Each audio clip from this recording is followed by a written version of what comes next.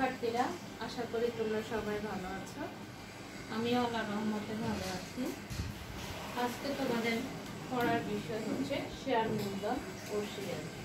Share মূলধন ও share.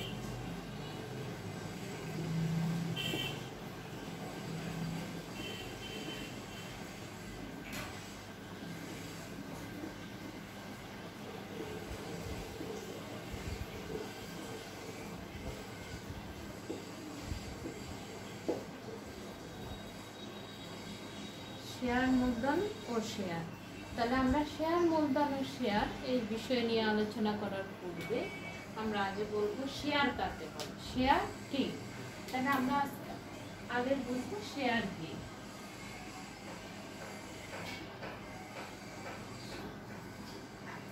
Share কি?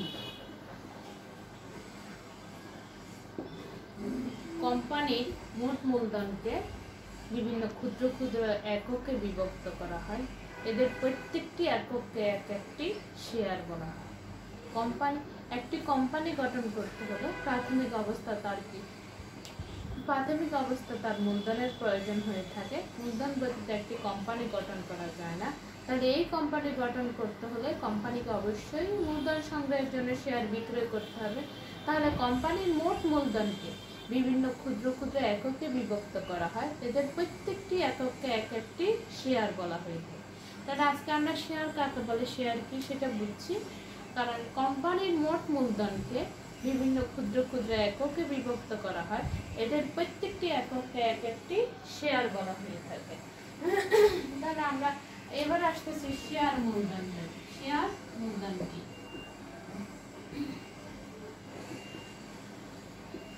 Share মূলধন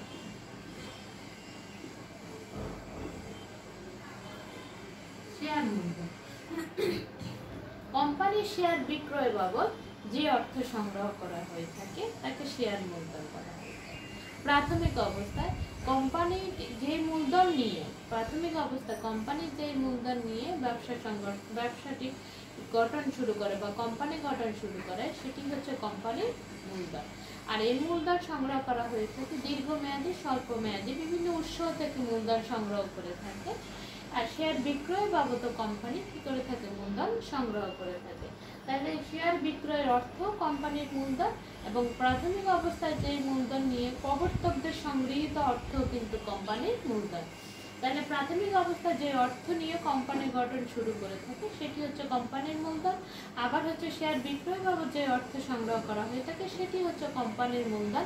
প্রাথমিকভাবে প্রবর্তকরা ন্যূনতম মূলধন সংগ্রহের উদ্দেশ্যে শেয়ার বিক্রয় করে থাকে।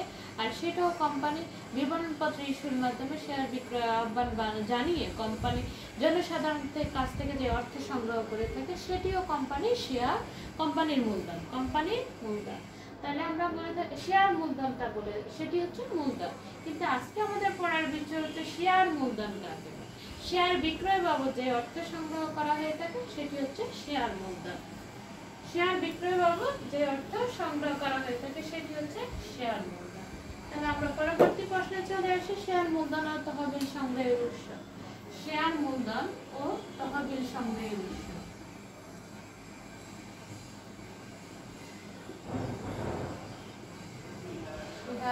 মূলধন ও তহবিল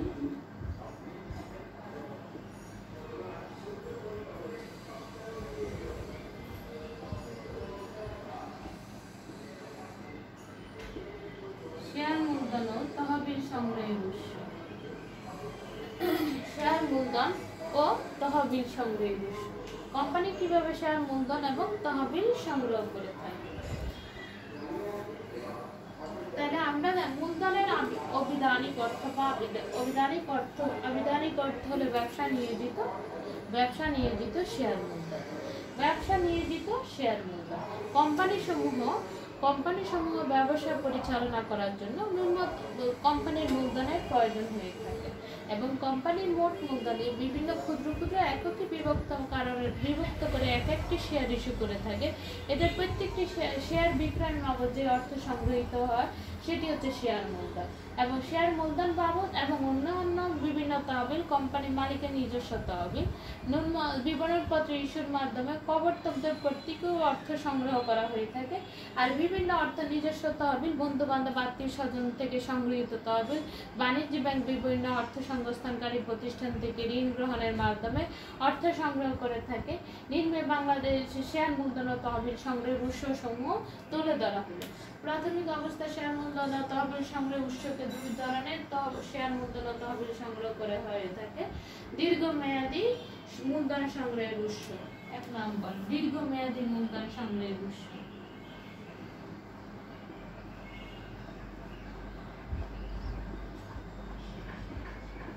দীর্ঘমেয়াদী মূলধন সংগ্রহের উৎস।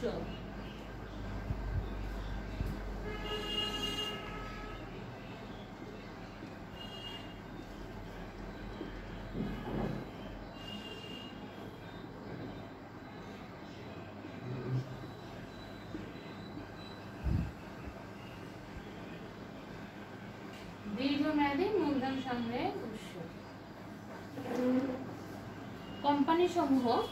কোম্পানিসমূহ ব্যবসা পরিচালনা করার জন্য সর্বনিম্ন 5 বছর এবং তার অধিক সময়ের জন্য যে মূলধন সংগ্রহ করে থাকে, কোম্পানি পরিচালনার জন্য যে মূলধন সংগ্রহ করে থাকে তাহা হচ্ছে দীর্ঘমেয়াদী অর্থ সংগ্রহের উৎস। দীর্ঘমেয়াদী মূলধন সংগ্রহের উৎস। কোম্পানিসমূহ তহবিল সংগ্রহের জন্য সর্বনিম্ন 5 বছর এবং সর্বোচ্চ তার অধিক সময়ের জন্য যে অর্থ সংগ্রহ করে থাকে বা বিভিন্ন অর্থ সংস্থানকারী প্রতিষ্ঠান বা মালিক যে সকল শেয়ার বিক্রয় বাবদ যে অর্থ সংগ্রহ করে সেটি হচ্ছে কোম্পানি দীর্ঘমেয়াদী অর্থ সংগ্রহের উৎস। 1 নম্বর পয়েন্ট। 1 নম্বর এটাকে আমরা ক ধরে নিতে পারি। দীর্ঘমেয়াদী অর্থ সংগ্রহের উৎসকে ক ধরে আমরা 1 নম্বর পয়েন্টে চলে আসি। 1 নম্বর পয়েন্ট হচ্ছে শেয়ার বিক্রয়।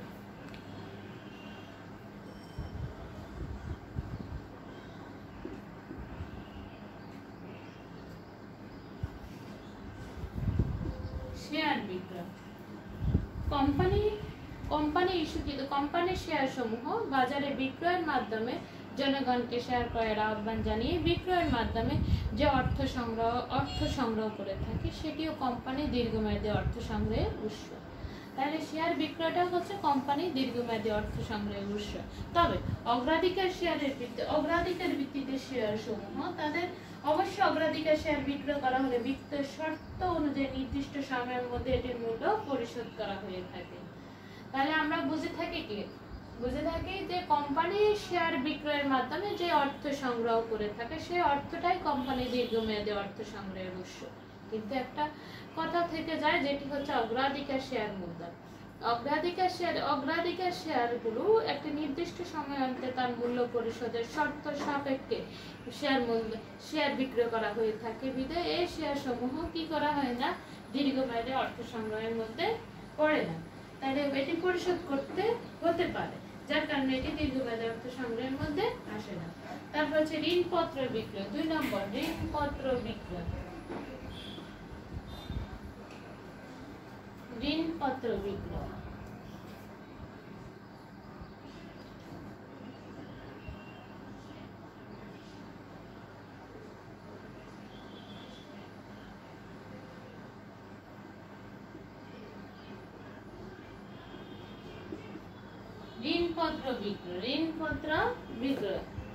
ঋণপত্র বিক্রয়। তাহলে কোম্পানি সমূহ ঋণপত্র বিক্রয়ের মাধ্যমে বিভিন্ন অর্থলগ্নি প্রতিষ্ঠান বিভিন্ন কোম্পানি সমূহ ঋণপত্র বিক্রয় শেয়ার, স্টক, ডিবেঞ্চার ইত্যাদি বিক্রয়ের মাধ্যমে কোম্পানি যে অর্থ সংগ্রহ করে থাকে সেটি কোম্পানির দীর্ঘমেয়াদী অর্থ সংগ্রহের উৎস। তাহলে ঋণপত্র বিক্রয়ের মাধ্যমে যে অর্থ সংগ্রহ করা হয়ে থাকে বা সংগৃহীত হয়ে থাকে সেটি কোম্পানির দীর্ঘমেয়াদী অর্থ সংগ্রহের উৎস। তাহলে স্টক, ডিবেঞ্চার, ঋণপত্র ইত্যাদি বিভিন্ন বাজারে বিক্রয়ের মাধ্যমে যে অর্থ সংগ্রহ করে থাকে সেটি হচ্ছে ঋণপত্র বিক্রয়ের মাধ্যমে অর্থ। এই ঋণপত্র বিক্রয়ের মাধ্যমে যে অর্থ সংগৃহীত করা হয়ে থাকে সেটি কোম্পানির দীর্ঘমেয়াদী অর্থ সংগ্রহের উৎস। 3 নম্বর পয়েন্টে আমরা আসছি। 3 নম্বর পয়েন্ট হচ্ছে সঞ্চিতি তহবিল। সঞ্চিতি তহবিল, সঞ্চিতি তহবিল, সঞ্চিতি তহবিল। সঞ্চিতি তহবিলটা হচ্ছে কোম্পানির দীর্ঘমেয়াদী অর্থ সংগ্রহ।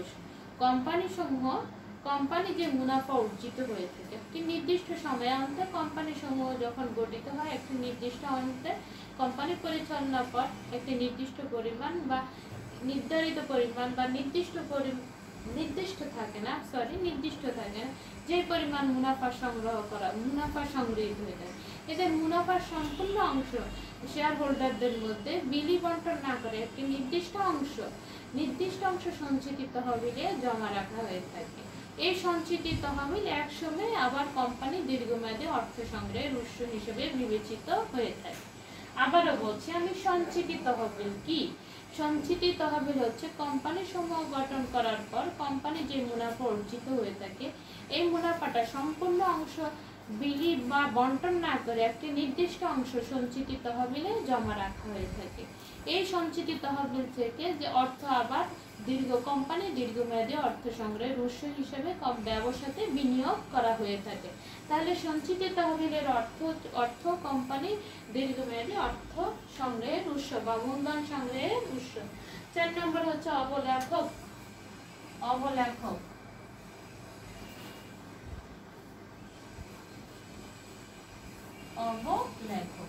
অবলেখক বা আন্ডাররাইটার যাদেরকে আমরা বলে থাকি, তারা কি করে থাকে? কোম্পানির শেয়ার বা ঋণপত্রে বিক্রয়ের দায়িত্ব গ্রহণ করে থাকে। আর এই দায়িত্ব গ্রহণ করার পর তাদের উপর অবশ্যই শেয়ার ও ঋণপত্রে বিক্রয়ের দায়িত্ব বর্তায়। একটি নির্দিষ্ট সময়ান্তে এই অবলেখকরা যদি শেয়ার এবং ঋণপত্র বিক্রয় করে না দিতে পারে তাহলে তারা কি করে? এই শেয়ার ও ঋণপত্র নিজেরা ক্রয় করে নিয়ে থাকে। আর এই নিজেরা ক্রয়ের মাধ্যমে যে অর্থ সংগ্রহ করা হয়ে থাকে তাহলে অবলেখকদের কাছ থেকে সংগৃহীত অর্থ হচ্ছে কোম্পানির দীর্ঘমেয়াদী অর্থ সংগ্রহ বা মূলধন সংগ্রহের উৎস। আবারও বলছে অবলেখক আন্ডাররাইটার যারা কি করে থাকে? কোম্পানির শেয়ার ও ঋণপত্রে বিক্রয়ের দায়িত্ব গ্রহণ করে থাকে শর্ত সাপেক্ষে। তাহলে কোম্পানি ঋণপত্র এবং শেয়ার বিক্রয়ের দায়িত্ব গ্রহণ করে থাকে, তাহলে সম্পূর্ণ শেয়ার বা ঋণপত্র তাদের পক্ষে বিক্রয় করা সম্ভব না হলে তাহলে তারা কি করে? ওই শেয়ার বা বাকি শেয়ার বা ঋণপত্র সমূহ তারা ক্রয় করে থাকে। এর মাধ্যমে যে অর্থ কোম্পানিতে যে অর্থ অবলেখকদের মাধ্যমে যে অর্থ কোম্পানিতে সংগ্রহ করা হয়ে থাকে সেটি কোম্পানির দীর্ঘমেয়াদী অর্থ সংগ্রহের উৎস। তাহলে আমরা 5 নম্বর পয়েন্টে চলে আসি। 5 নম্বর পয়েন্ট হচ্ছে কোম্পানি শিল্প ব্যাংক থেকে সংগৃহীত অর্থ কোম্পানি দীর্ঘমেয়াদী অর্থ সংগ্রহের উৎস। তাহলে শিল্প ব্যাংক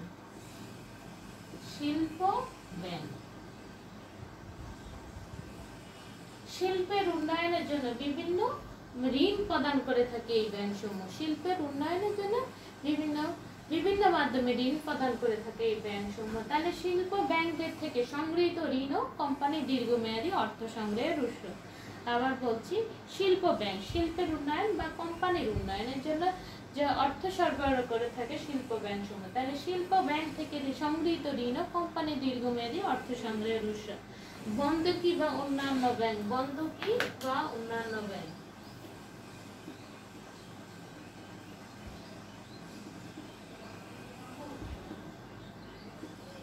বন্ধকি ও অন্যান্য ব্যাংক।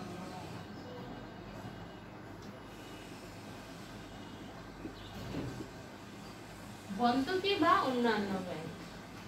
তাহলে বন্ধকি ব্যাংক হচ্ছে জামানত সংগ্রহের মাধ্যমে বা কোনো জামানত সংগ্রহের মাধ্যমে বা ভূমি বন্ধক রেখে বা বিভিন্ন ধরনের মূল্যবান সম্পত্তি বন্ধক রেখে যে ঋণ সংগ্রহ করে থাকে বা যে মূলধন সংগ্রহ করে থাকে, তাহলে বন্ধকি ব্যাংক সমূহ জামানতের বিপক্ষে বা বন্ধক রেখে বা বিভিন্ন মূল্যবান সম্পত্তি বন্ধক রেখে স্থাবর সম্পত্তি বন্ধক রেখে যে ঋণ সংগ্রহ করে থাকে সেটি হচ্ছে দীর্ঘমেয়াদী অর্থ সংগ্রহের বিষয়। তাহলে বন্ধকি ব্যাংক অন্যান্য ব্যাংক সমূহ বন্ধক রেখে যা জামানত সংগ্রহের মাধ্যমে বা বিভিন্ন স্থাবর সম্পত্তি বন্ধক রেখে যে ঋণ সংগ্রহ করে থাকে সেই ঋণটাও কোম্পানি দীর্ঘমেয়াদী অর্থ সংগ্রহের উৎস। নন ব্যাংক আর্থিক প্রতিষ্ঠান, নন ব্যাংক আর্থিক প্রতিষ্ঠান, নন ব্যাংক আর্থিক প্রতিষ্ঠান, নন ব্যাংক আর্থিক প্রতিষ্ঠান,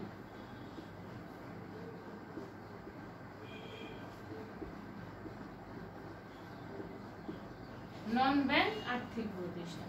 বিভিন্ন আর্থিক প্রতিষ্ঠান কোম্পানি ব্যবসা পরিচালনার জন্য বিভিন্ন আর্থিক প্রতিষ্ঠান যেমন তারা ব্যাংক কার্যক্রম পরিচালনা করে না, কিন্তু বিভিন্ন ধরনের বিভিন্ন মেয়াদে স্বল্প এবং দীর্ঘমেয়াদে ঋণ প্রদান করে থাকে। এই নন ব্যাংক আর্থিক প্রতিষ্ঠানের কাছ থেকে সংগৃহীত অর্থ কোম্পানি দীর্ঘমেয়াদী অর্থ সংগ্রহের উৎস। তাহলে আমরা বলে থাকি যে কি নন ব্যাংক আর্থিক প্রতিষ্ঠান থেকে সংগৃহীত অর্থ কোম্পানি দীর্ঘমেয়াদী অর্থ সংগ্রহের উৎস। বিনিয়োগকারী প্রতিষ্ঠান আর বিনিয়োগকারী প্রতিষ্ঠান,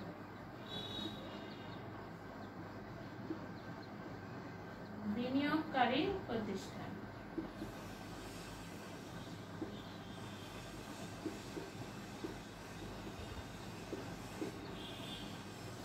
বিনিয়োগকারী প্রতিষ্ঠান, বিভিন্ন বিনিয়োগকারী প্রতিষ্ঠান যেগুলো কি করে থাকে দীর্ঘমেয়াদে অর্থ বিনিয়োগ করে থাকে।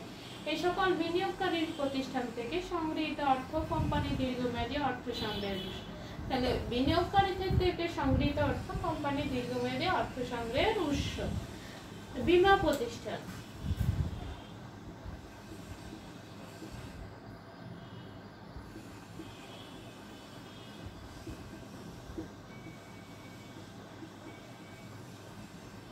বীমা, বীমা বলতে আমরা বুঝে থাকি যেমন মানুষের জীবন এবং সম্পত্তিকে ঘিরে নানা ধরনের ঝুঁকি এবং অনিশ্চয়তা বিদ্যমান। বীমা প্রতিষ্ঠান বলতে আমরা কাকে বলে থাকি সেটা আগে বলি।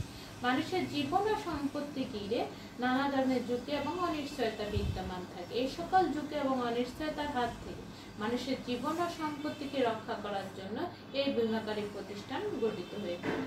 তাহলে নির্দিষ্ট প্রিমিয়ামের বিনিময়ে বীমাকারীর নিকট তার জীবন এবং সম্পত্তির ঝুঁকি অর্পণ করা হয়ে থাকে এবং এই নির্দিষ্ট প্রিমিয়ামের বিপক্ষে যদি কোনো ধরনের দুর্ঘটনা সংঘটিত হয়ে থাকে বীমাকারী প্রতিষ্ঠান তার ক্ষতিপূরণ প্রদান করে থাকে। তাহলে এই সকল বীমাকারী প্রতিষ্ঠানের কাছে বিভিন্ন ধরনের অর্থ সংগৃহীত হয়ে থাকে। আর এই সকল বীমাকারী প্রতিষ্ঠান বিভিন্ন উন্নয়নমূলক বা বিভিন্ন প্রতিষ্ঠানে ব্যবসা প্রতিষ্ঠানে তারা অর্থ বিনিয়োগ করে থাকে, মানে ঋণ প্রদান করে থাকে। আর এই বীমাকারীর কাছ থেকে সংগৃহীত অর্থ হচ্ছে কোম্পানির দীর্ঘমেয়াদী অর্থ সংগ্রহের উৎস। তাহলে বীমাকারী প্রতিষ্ঠান থেকে সংগৃহীত অর্থ কোম্পানি দীর্ঘমেয়াদী অর্থ সংগ্রহের উৎস। 10 নম্বর বিদেশি সংস্থা, বিদেশি সংস্থা,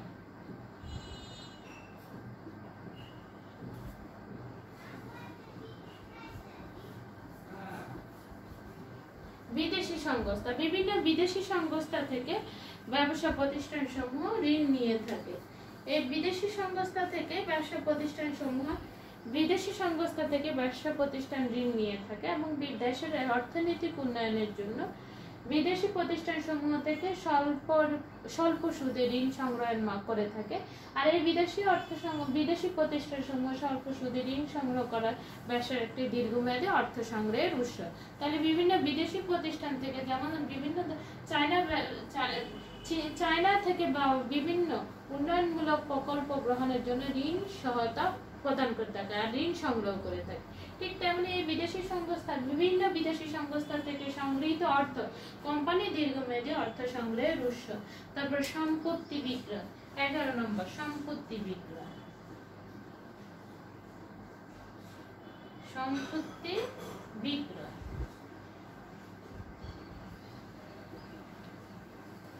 ব্যবসা প্রতিষ্ঠান নিজস্ব সম্পত্তি বিক্রয়ের মাধ্যমে সংগৃহীত অর্থ কোম্পানি দীর্ঘমেয়াদী অর্থ সংগ্রহের উৎস।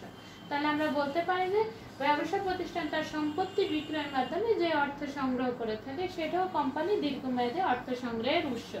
তাহলে আমরা বলতে পারি দীর্ঘমেয়াদী অর্থ সংগ্রহকারী বলতে পরিশেষে বলা যায় যে দীর্ঘমেয়াদী অর্থ সংস্থান হচ্ছে কোম্পানি কি করে থাকে শেয়ার বিক্রয়, বিভিন্ন ব্যাংক ঋণপত্র বিক্রয়, সঞ্চিত তহবিল, অবলম্বন, শিল্প ব্যাংক, বন্ধকি বা অন্যান্য ব্যাংক, নন ব্যাংকিং আর্থিক প্রতিষ্ঠান, বিনিয়োগকারী প্রতিষ্ঠান, বীমা প্রতিষ্ঠান, বিদেশি সংস্থার সম্পত্তি বিক্রয়ের মাধ্যমে যে অর্থ সংগ্রহ করে থাকে সেটি কোম্পানির দীর্ঘমেয়াদী অর্থ সংগ্রহের উৎস। তাহলে আমরা খতে চলে যাচ্ছি এখন স্বল্প মেয়াদী অর্থ সংগ্রহের উৎস। খতে আমরা চলে যাচ্ছি স্বল্প মেয়াদী অর্থ সংগ্রহের উৎস। স্বল্প মেয়াদী অর্থ সংগ্রহের উৎস। তাহলে স্বল্প মেয়াদী অর্থ সংগ্রহের উৎস, স্বল্প মেয়াদী কি কি অর্থ সংগ্রহ করা হয়ে থাকে? কোম্পানির ন্যূনতম 1 বছর বা তার কম সময়ের জন্য যে অর্থ সংগ্রহ করা হয়ে থাকে সেটি কোম্পানি স্বল্প মেয়াদী অর্থ সংগ্রহের উৎস। সাধারণত 1 বছর বা তার কম সময়ের জন্য যে অর্থ সংগ্রহ করা হয়ে থাকে কোম্পানি প্রতিষ্ঠান গঠন বা পরিচালনার জন্য যে অর্থ সংগ্রহ করে থাকে সেটি কোম্পানির স্বল্প মেয়াদী অর্থ সংগ্রহের উৎস। তাহলে মালিকের নিজস্ব মালিকের নিজস্ব তহবিল, মালিকের নিজস্ব তহবিল,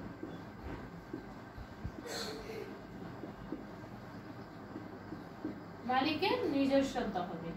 এখানে মালিক তার নিজস্ব তহবিল দীর্ঘমেয়াদী অর্থ বিনিয়োগ করতে পারে, আর মালিক তার নিজস্ব তহবিলকে স্বল্প মেয়াদে অর্থ বিনিয়োগ করতে পারে। তাহলে মালিকের নিজস্ব তহবিল, মালিক বলতে এখানে পরিচালকগণ তাদের নিজস্ব সংগৃহীত অর্থ কোম্পানিতে বিনিয়োগ করে থাকে, আর এই সংগৃহীত অর্থ কোম্পানি স্বল্প মেয়াদী অর্থ সংগ্রহের উৎস হিসেবে বিবেচনা করা হয়ে থাকে। তাহলে মালিকের নিজস্ব তহবিল কোম্পানি, তাহলে কোম্পানিতে মালিক বলতে কোম্পানি পরিচালকদেরকে বুঝিয়ে থাকে, আর এই পরিচালকগণ কোম্পানিতে নিজস্ব তার নিজের অর্থ সরবরাহ করতে পারে। এটি কোম্পানি এই অর্থটা মালিকের নিজস্ব তহবিলকে স্বল্প মেয়াদী অর্থ সংগ্রহ হিসেবে বিবেচনা করে থাকে। আত্মীয় ঘনিষ্ঠ জনদের কাছ থেকে সংগৃহীত ঋণ,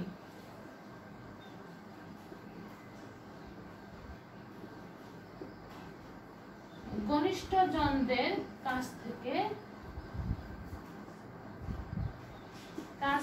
সংগৃহীত ঋণ,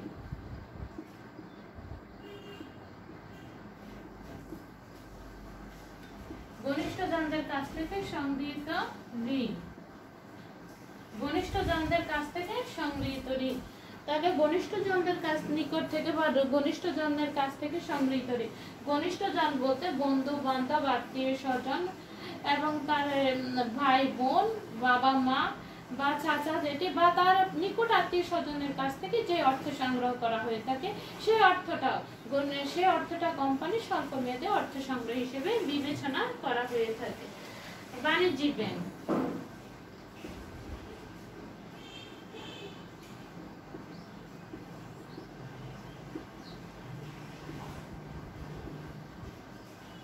বাণিজ্যিক ব্যাংক সমূহ দেশের বিভিন্ন গ্রামে গঞ্জে এলাকায় বিভিন্নভাবে বাণিজ্য ব্যাংকের শাখা প্রশাখা বিস্তার থাকে।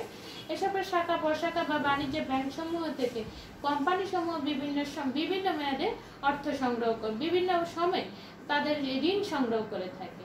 আর এই ঋণ সংগ্রহটা হচ্ছে কোম্পানি স্বল্প মেয়াদী অর্থ সংগ্রহ। বাণিজ্য ব্যাংক থেকে সংগৃহীত অর্থ কোম্পানির স্বল্প মেয়াদী অর্থ সংগ্রহের উৎস হিসেবে বিবেচনা করা হয়ে থাকে। ব্যবসায় ঋণ, ব্যবসায় ঋণ, ব্যবসায় ঋণ,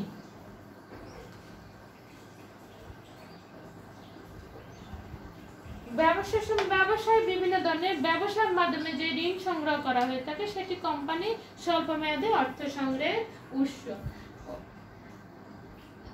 তাহলে ব্যবসায় ঋণ, ব্যবসায় অনেক সময় দ্বারাই কার্যক্রম সম্পাদিত হয়ে থাকে, তারই কার্যক্রম সম্পাদনের মাধ্যমে যে আর্থিক সুবিধা সমূহ পেয়ে থাকে সেটি কোম্পানির স্বল্প মেয়াদী অর্থ সংগ্রহের উৎস হিসেবে বিবেচিত। শিল্প ব্যাংক ও ভূমি বন্ধকি ব্যাংক, শিল্প ব্যাংক ও ভূমি বন্ধকি আমরা কিছুক্ষণ আগে পড়ছি। শিল্প ব্যাংক কিন্তু দীর্ঘমেয়াদী অর্থ সংস্থান করে থাকে, কিন্তু শিল্প ব্যাংক স্বল্প মেয়াদী অর্থ সংস্থানও করে থাকে। আমরা বন্ধকি ব্যাংক, বন্ধকি ঋণের কথা শুনছি। ভূমি বন্ধক রেখে যে ঋণ সংগ্রহ করা হয়ে থাকে সেটি হচ্ছে ভূমি বন্ধকি ব্যাংক থেকে যে ঋণ সংগ্রহ করা থেকে ভূমি বন্ধকি ব্যাংক। তাহলে শিল্প ব্যাংক ও ভূমি বন্ধকি ব্যাংক, শিল্প ব্যাংক ও ভূমি বন্ধকি ব্যাংক। শিল্প ব্যাংক এবং ভূমি বন্ধকি ব্যাংক থেকে সংগৃহীত অর্থ হচ্ছে কোম্পানির স্বল্পমেয়াদী অর্থ সংগ্রহের উৎস। তাহলে আমরা বলে থাকি, পরিশেষে বলা যায় যে কোম্পানি সমূহ মূলধন এবং তহবিল সংগ্রহের জন্য কোম্পানি দীর্ঘমেয়াদী স্বল্পমেয়াদী বিভিন্নভাবে অর্থ সংগ্রহ করে থাকে। যেমন কি শেয়ার বিক্রয়ের মাধ্যমে কোম্পানি অর্থ সংগ্রহ করে থাকে, তেমনি কোম্পানির বিভিন্ন ভূমি বন্ধক রেখে এবং কোম্পানির সম্পত্তি বিক্রয়ের মাধ্যমে স্বল্প এবং দীর্ঘমেয়াদী উপযুক্তভাবে অর্থ সংগ্রহ করে থাকে। আশা করি তোমরা সবাই ভালো থাকবা। ক্লাস আজকে এই পর্যন্ত। সবাই ভালো থাকবা। আল্লাহ হাফেজ।